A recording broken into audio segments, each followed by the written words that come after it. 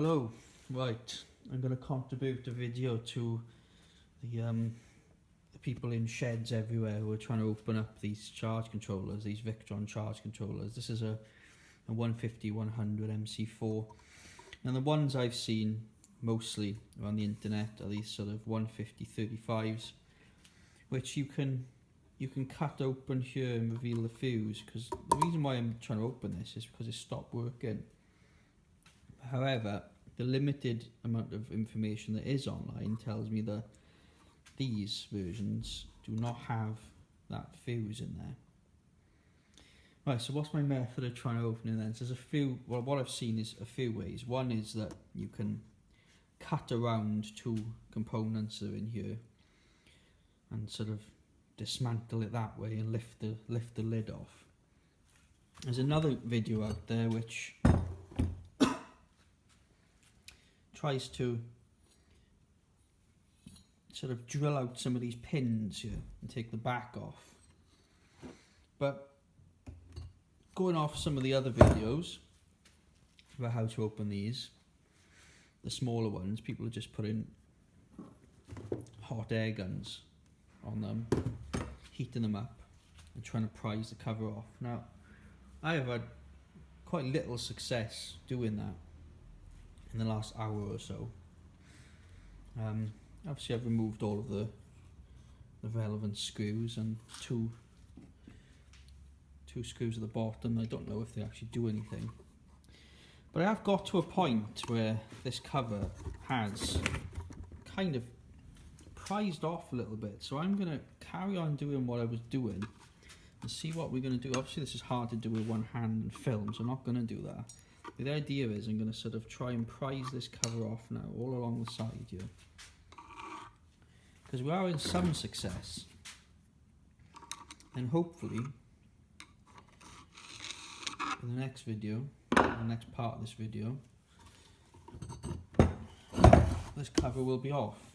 Now I've set my gun, this is going to be noisy, I've set my gun to 300 because anything, turn that off, anything less just seems to take forever and doesn't really seem to have any effect. So I'm trying to keep this as, you know, I'm trying to keep it so when I touch it I can hold my hand there for about 3 or 4 seconds without going, oh yeah, that's a bit hot.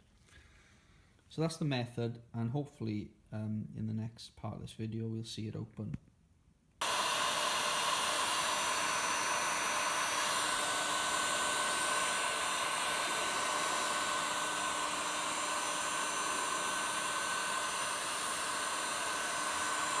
So I'm focusing the heat sort of in the middle region, because I think there's two large, I don't know what they are, I won't know until I open them up, but I think there's two large components here that contain this sort of pot-in or compound, which is hindering me getting this lid off. But let's go with this. So I've set up a block here and I've clamped it to a table. Let's see if I can, if a bit of leverage helps. Let's see. Oh. Is that moving? Well, I'm going to work on this off camera. Oh, this is going to be incredibly difficult to see. Oh, it's actually not too bad. Well, this is as much of an exploration for me as anyone. Alright, so this may be very difficult to see, but in there's like blue compound, which is, obviously I've got to try and shine my torch in while holding the camera. There's some blue compound holding in a component there, a large component. It's the same on that side, so that's where I'm going to focus my heat. And hopefully it will come off. What I don't want to do is sort of pull the board off the back. I do want to actually try and remove the cover. The way I've been doing it so far, it seems like I've been sort of stressing the board. Okay, I'm going to carry on. Well, rightly or wrongly, I feel a lot better about putting more heat on this now in these sort of strategic areas. It looks like most of the components are on the bottom of it, so yeah, I'm not going to be as conservative anymore about trying to melt this sort of blue potting compound off, or whatever it is. Alright. Here's an update. I thought things were going really well. Not really well, but well enough. We kind of got ourselves some way of...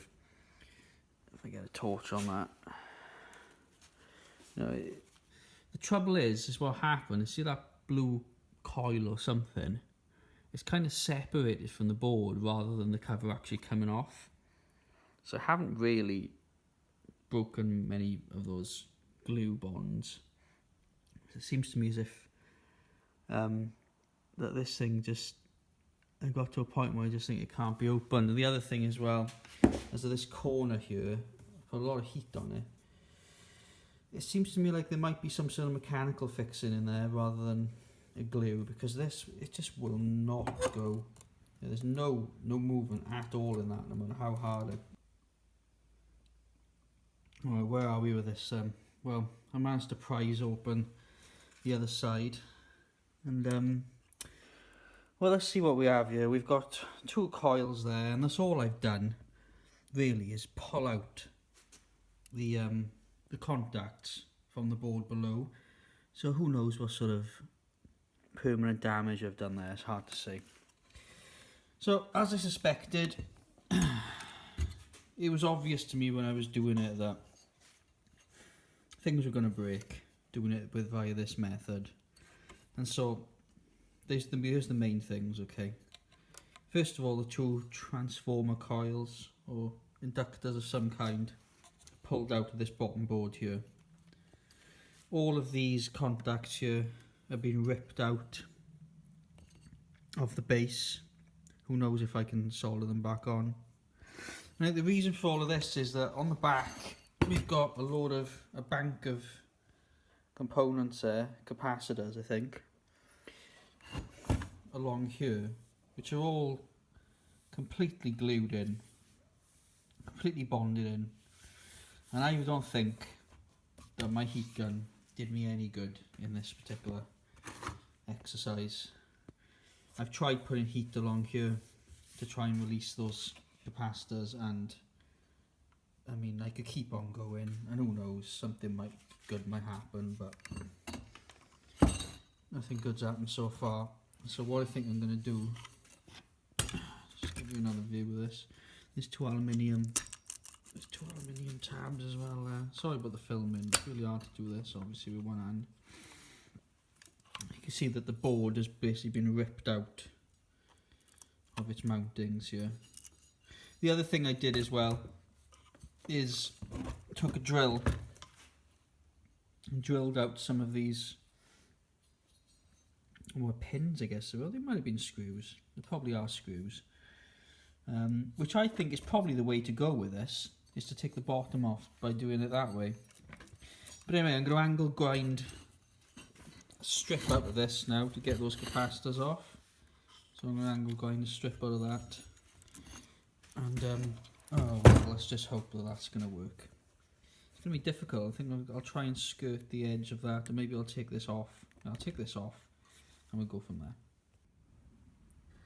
And there we have it. One totally mutilated charge controller.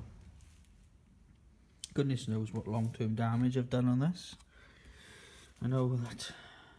Well, that's where these 2 components were. I mean, look at it. Look at it. There's no way that compound was coming off of that. Well, I say there's no way, who knows, but look how thick it is.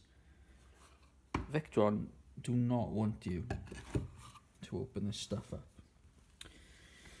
I don't know how I'm going to fix this, because it's all bent and buckled. Whether I will ever be able to fix it, who knows, but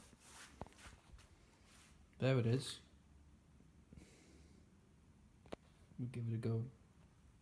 Oh, there's something else I should have mentioned as well. I did this cut pretty good. It worked out well. I mean, I was sort of going blind. I just thought if I went a few millimeters above, maybe 5 millimeters above this, where this screen would fit, and it kind of worked out perfectly, in fact. So take this off again. So you can see that bank of capacitors in there. They're totally, I mean, they're totally sealed in there. There's no way they're coming out. So believe you me, at every single point, Victron have done a fantastic job of making it so you can't get into this thing. I'm just trying to remove this board, and there's screws and stuff stop me, so I've drilled out more from underneath. And I've cut this skirt off here. So this was once there, and also there was a little